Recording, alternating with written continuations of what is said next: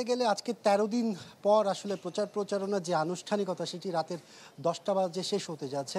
যেমনটা নির্বাচন কমিশন থেকে বলা হয়েছে, আজকে সকাল ১০টা থেকে রাত ১০টার মধ্যে যারা প্রার্থী আছেন তাদের সব ধরনের প্রচারণার কার্যক্রম শেষ করতে হবে। যদি আপনাকে বলে রাখি, প্রায় ৪০,০০০ ভোটার কিন্তু এবার ডাকসু নির্বাচনে ভোট প্রয়োগ করবেন।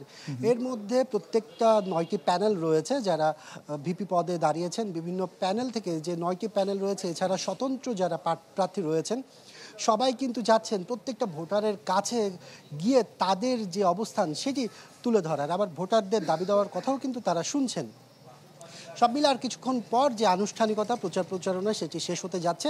সারাদিন আমরা দেখেছি প্রার্থীদের অনেক ব্যস্ততা, যেহেতু বিশাল বিশ্ববিদ্যালয় ক্যাম্পাস, সেখানের মধ্যে এতগুলো শিক্ষার্থী, তাদের কাছে নিজেদের বার্তা পৌঁছে দেওয়ার সময়ের যেহেতু স্বল্পতা, সব মিলে আগামী ৯ তারিখ নির্বাচন হওয়ার কথা রয়েছে।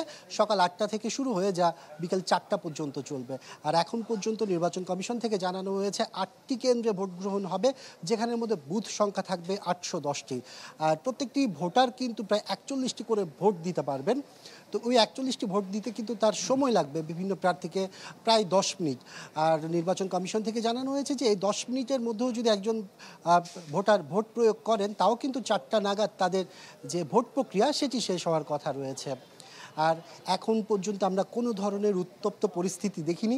আরেকটা তথ্য যদি ছোট্ট করে একটু বলতে পারেন যে আগামীকাল রাত থেকে সম্ভবত ১০ তারিখ সকাল পর্যন্ত যারা বহিরাগত কেউ ঢাকা বিশ্ববিদ্যালয় ক্যাম্পাসের আঙিনায় ঢুকতে পারবেন না, এই বিষয়টি কি জানতে পেরেছেন কিছু?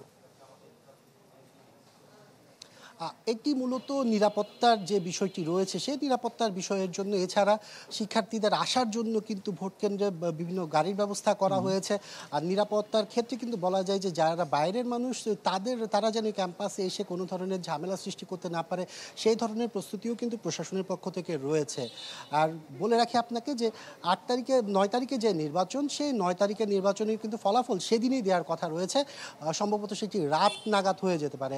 আর সেটি কিন্তু সিনেট ভবনে কিন্তু ভোট গ্রহণের যে কার্যক্রম, সেই কার্যক্রমগুলো সেখানে অনুষ্ঠিত হবে। অনেক ধন্যবাদ। আশরাফুল আলম আকাশ আমাদের সাথে ঢাকা বিশ্ববিদ্যালয়ের সামনে থেকে আমাদের সাথে যুক্ত হয়েছিলেন। তিনি ডাকসু নির্বাচনের প্রচারণা শেষ মুহূর্তের খোঁজখবর জানাচ্ছিলেন।